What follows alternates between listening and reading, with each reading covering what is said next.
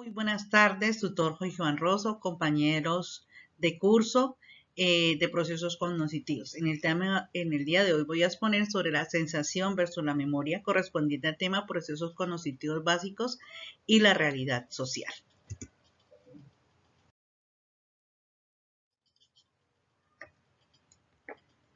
Como estábamos hablando, vamos a hablar sobre la sensación versus la memoria. Vamos a dar un breve explicación con respecto a cada uno de los temas que competen tanto a la sensación como a la memoria y vamos a hacer la definición de cada una de ellas.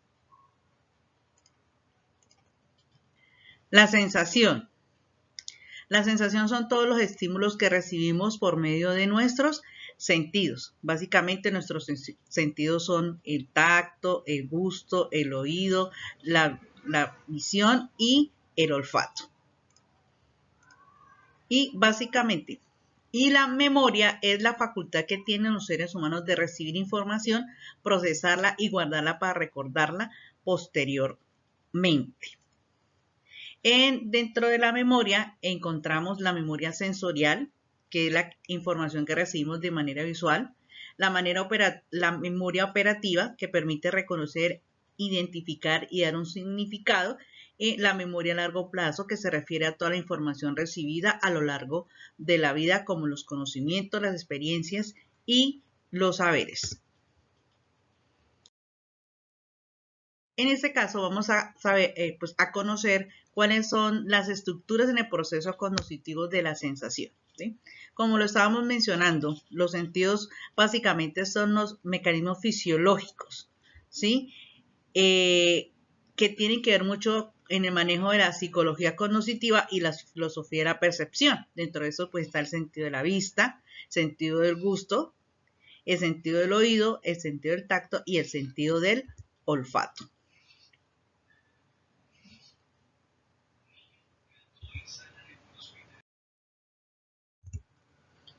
Dentro de eso tenemos el sentido visual. En el sentido visual son todas aquellas sensaciones que nosotros vemos a través de nuestros ojos. Y dentro de esto podemos encontrar las sensaciones cromáticas, que son las generadas por la detección de colores, y las sensaciones acromáticas, que son las sensaciones generadas por el grado de claridad del ambiente, que va desde un blanco intenso también a un negro absoluto. También encontramos el sentido auditivo, que es el oído. Ese nos permite detectar los sonidos que llegan al mecanismo interno del órgano auditivo en forma de vibraciones y los cambios en la presión del medio, ¿sí? Esas pueden ser en diferente función de la altura y el tono, igual que también varía en función del timbre. ¿Sí? Básicamente una característica que tiene el sentido auditivo es detectar la frecuencia, la intensidad y la complejidad de las ondas de sonido que llegan del medio externo.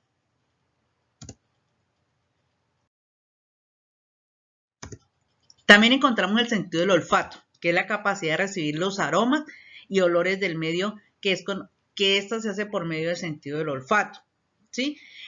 Aquí podemos detectar las fragancias, los olores agradables como desagradables, y en donde estas activan los receptores capilares de las fosas nasales, ¿sí? Y estos receptores trasladan la señal al bulbo olfatorio situado en la base del cerebro. ¿Sí? El sentido del olfato tiene muchos propósitos. Dentro de esa podemos detectar olores muy agradables, pero también nos puede estar indicando cuando nosotros nos encontramos en peligro, como detectar, por ejemplo, un olor al gas, o de pronto cuando haya la descomposición de alguna situación, pues sí, más que todo, por ejemplo, de alimentos, o de pronto pues también cuando haya un animal pues que esté muerto. También tenemos el sentido del gusto. El sentido del gusto es aquella sensación producida por una reacción química cuando se da una sustancia que es detectada por las células del gusto, que están situadas en las papilas gustativas de la cavidad bucal, principalmente en la lengua. Y en estas podemos detectar cuando un sabor es dulce, cuando es salado, cuando es ácido o en su efecto amargo. El sentido del gusto trabaja contra el olfato y la estimulación del nervio trigémino para determinar los diferentes sabores, así como la temperatura de estos.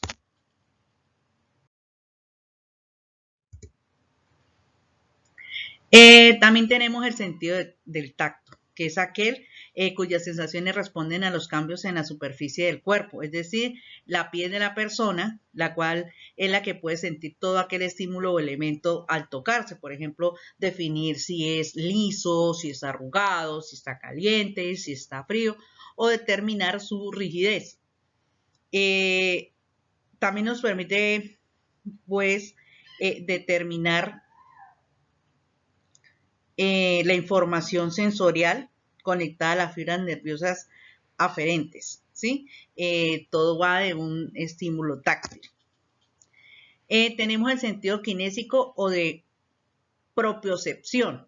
Esa hace referencia a la capacidad de detectar la posición de los músculos, así como la capacidad para ser conscientes de la posición o postura de nuestro cuerpo en relación a lo que nos rodea. En comparación con los sentidos descritos anteriormente, la kinesia es un sentido interoceptivo, es decir, que se encarga de detectar los estímulos y estados internos de nuestro organismo. Dentro de la sensación también encontramos patologías o trastornos como el agobio, las alucinaciones kinésicas, alucinaciones motoras, alucinaciones vestibulares o de acción, alucinaciones táctiles, angustia y ansiedad, angustia básica, ansía, apego, trastorno por atracón, bolo o globo histérico y la bulimia.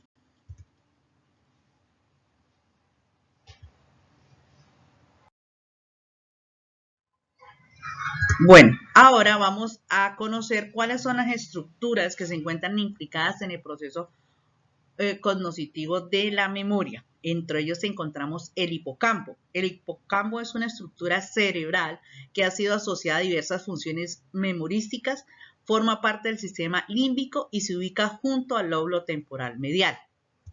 También encontramos el cerebelo, que es un pequeño cerebro. Es una estructura localizada en la parte posterior del cerebro cerca de la médula espinal.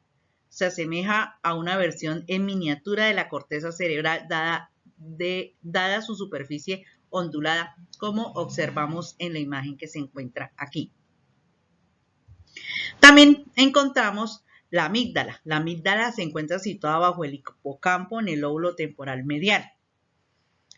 Las amígdalas se asocian con el aprendizaje y la memoria emocional, en la medida en que responde intensamente ante la presentación de estímulos emocionales, especialmente el miedo. Esa se encuentra ubicada tal cual como se observa en la imagen.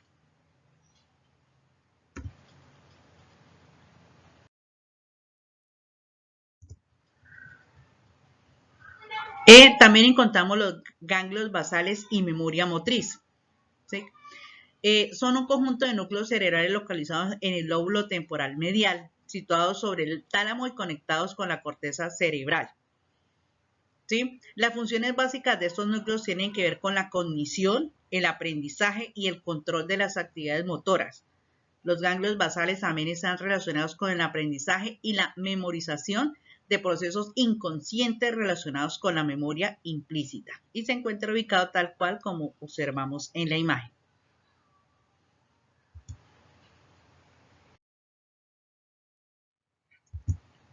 Bueno, también están las estructuras corticales, que son las que son cada una de las partes o los lóbulos con los cuales se encuentra dividido nuestro cerebro, ¿sí? Entonces, en el lóbulo frontal, ¿sí?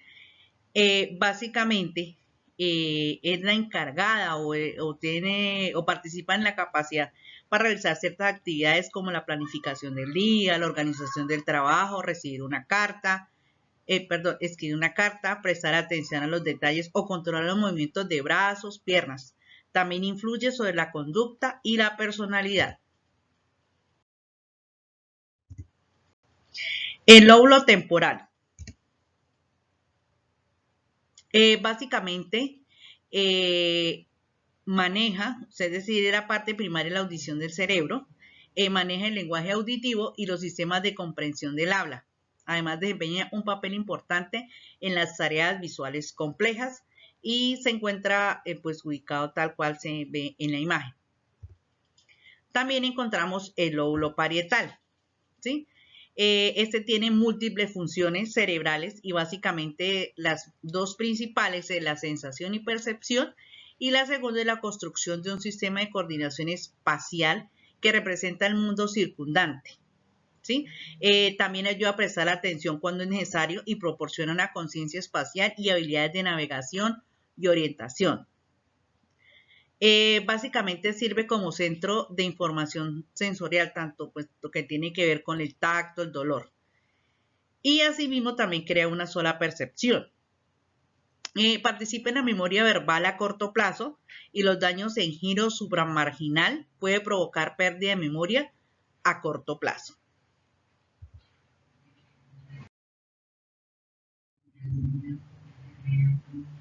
También encontramos el lóbulo occipital, que es el centro de procesamiento de nuestro sistema visual de la percepción. Recibe información visual de esta área, desde donde esa información va a otras zonas cerebrales que se especializan en otros temas. La lesión del área visual primaria produce ceguera completa de una zona del campo visual cuya extensión dependerá del tamaño del área lesionada. En este caso observamos dónde se ubica el lóbulo occipital. Bueno, la clasificación del proceso cognitivo lo podemos encontrar según su duración. En ese caso está la memoria sensorial, que tiene que ver con la parte visual, la auditiva, la memoria inmediata o de corto plazo, la memoria reciente y la memoria remota.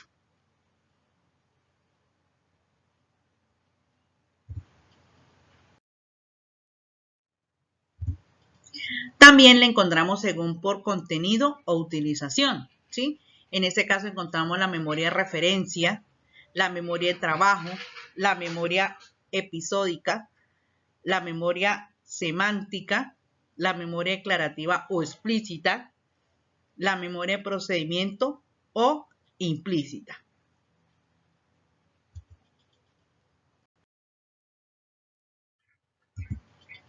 Las patologías que comúnmente encontramos en la memoria son las amnesias, que eso significa un déficit de memoria, es la pérdida total o parcial de la memoria, la cual puede ser reversible o irreversible dependiendo pues de la patología que presenta, y puede afectar la fase de la fijación, almacenamiento y o recuperación de la información. Dentro de esas amnesias encontramos la amnesia de fijación, la amnesia de conservación, la amnesia de evocación, la pseudoamnesia, el síndrome amnésico, la hipermnesia y paramnesia. También encontramos los trastornos producidos en el recuerdo, como las confabulaciones, las falsificaciones retrospectivas, los falsos recuerdos delirantes y la pseudología fantástica, o lo que comúnmente llamamos mitomanía.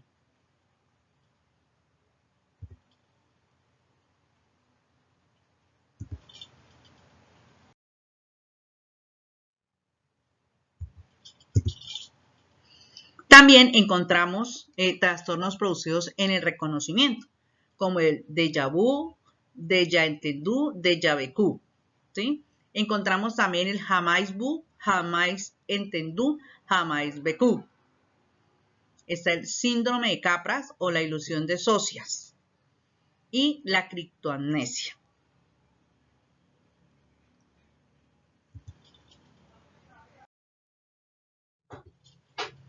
También encontramos la lesión cerebral adquirida, que es una lesión de las células del cerebro que se producen después del nacimiento o puede ser adquirida con el paso de los años. También encontramos la agnosia, que es la incapacidad para reconocer ciertos objetos, personas o sonidos. También está la enfermedad de Alzheimer. La enfermedad de Alzheimer es una enfermedad cerebral progresiva, degenerativa y fatal, en la que se pierden las conexiones entre células del cerebro. La enfermedad de Alzheimer es una forma más común de demencia. La demencia se refiere a una clase grande de trastornos caracterizados por el deterioro progresivo de la capacidad de pensamiento y la memoria a medida que el cerebro se daña. La demencia se puede categorizar como reversible o irreversible. También encontramos el síndrome hipertimétrico. El síndrome hipertimétrico hace que un individuo tenga una memoria autobiográfica extremadamente detallada. También está la enfermedad de Huntington. La enfermedad es un desorden progresivo y heredado del cerebro que conduce a movimientos incontrolados, inestabilidad emocional y pérdida de facultades intelectuales. Muchísimas gracias, tutor y compañeros, por su atención.